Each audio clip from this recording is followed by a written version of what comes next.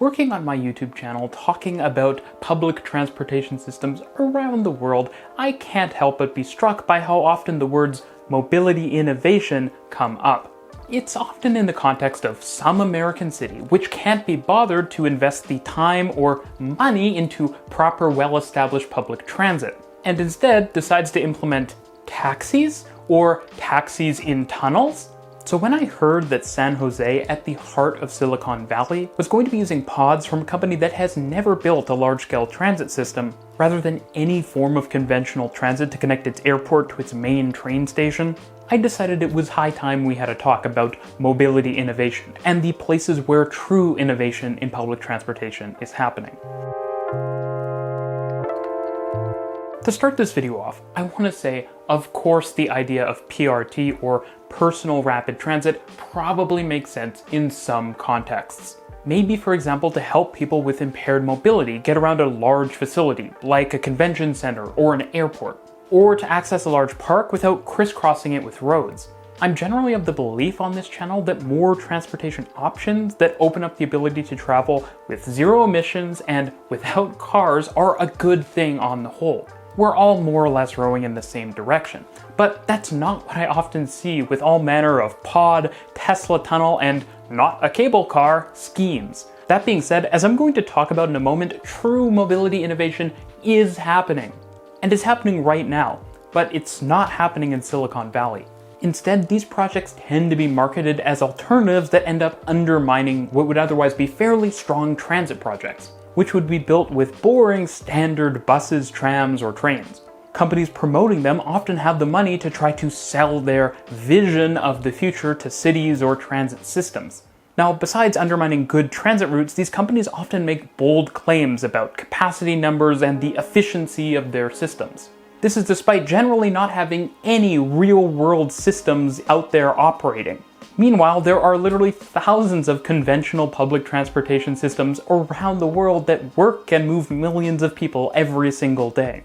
Honestly, I find the idea of even making any claims about what a system can do when it doesn't actually exist in the real world to be just ridiculous.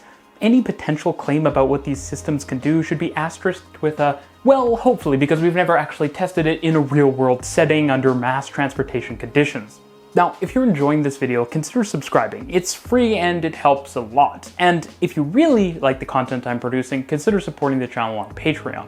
Now, to me, it seems clear that what San Jose should do is what cities the world over, including right in the Bay Area and soon LA, do to connect transportation hubs to airports. That is, when transit can't be brought directly to the airport.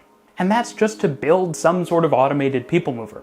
Yes, automated, as in driverless. A system like that could be built along the highway that runs most of the roughly 5 kilometers or 3 miles between San Jose's main train station and the airport, maybe linking with the light rail network on the way as well. An automated people mover wouldn't use standard trains or trams, but it would at least use technology that's been proven tons of times at airports and in cities all around the world, and which can actually handle the abuse of moving thousands of people every single day.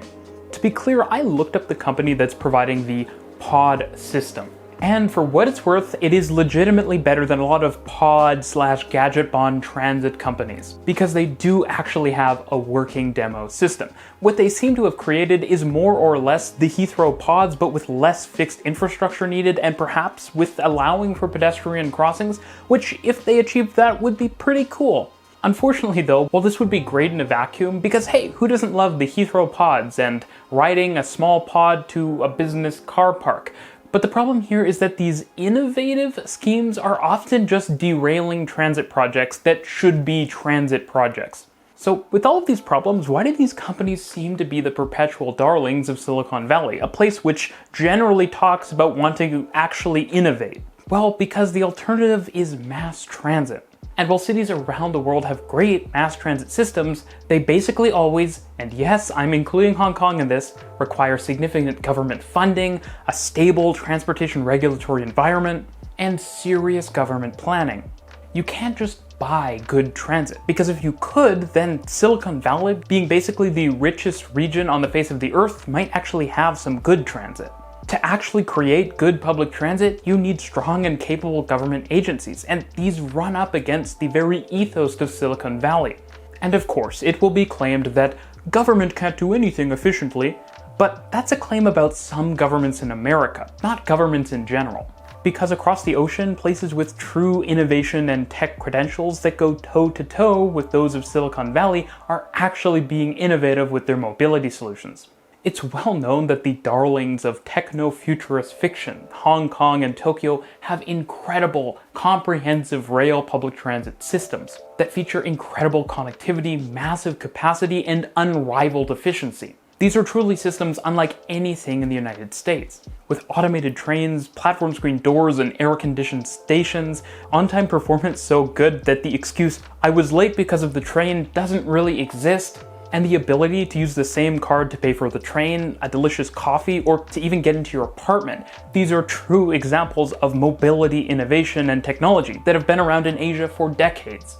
These cities have transportation systems that truly get out of the way of their users, while providing seamless connectivity for millions of people every day, often in complete climate-controlled comfort from door to door. With cities like this already existing in the real world, it will never not be crazy to me that some people's vision of the mass transportation future is essentially self-driving golf carts. And it gets even better, because while the systems in Hong Kong and Tokyo could at least be claimed to be expensive and difficult to build, a city like Shenzhen, easily the tech hardware capital of the world, shows that that's not even the case. Shenzhen has built one of the world's largest subway networks in just the last 10 years. And it's done so for a fraction of the price per kilometer, and that's PPP adjusted, of America's newest light rail and even bus rapid transit lines. The reality here is that mass transit is so good because we don't have much innovation left to do. Systems can be automated, they often have spotless safety records, and they're often also almost completely turnkey. They're standardized to the nth degree, and they reject unnecessary gadgetry and pseudo-innovation, instead opting for raw efficiency and industrial strength reliability. These systems can be built cost-effectively, but that requires a public will and a government will to create public agencies that have the capacity and capabilities to build. And high-capacity automated subways are far from the only answer.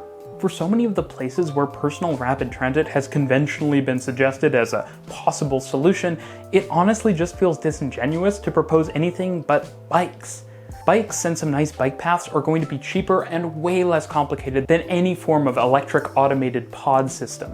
With bikes, there's also basically no proprietary technology and infinite competition between different bike manufacturers. Now, while pods aren't cars and will probably be zero emissions, they still have far more embodied emissions than bikes. And bikes have other benefits like being good for your health, and being able to still be used even when the cycle track is out of commission because it's being repaved. Now, I'm not claiming that the existence of these transportation solutions is in and of itself innovative. In fact, that doesn't even really make sense. But I think what is innovative about these transportation solutions are the urban areas and public spaces they make possible. Places where instead of being in bumper-to-bumper traffic or having to scan the street for a car that might jump the curb and hit you, you can sit back on a comfortable air-conditioned train or pedal along and think about that new vaccine or app or advocacy project that you're working on. That's true innovation.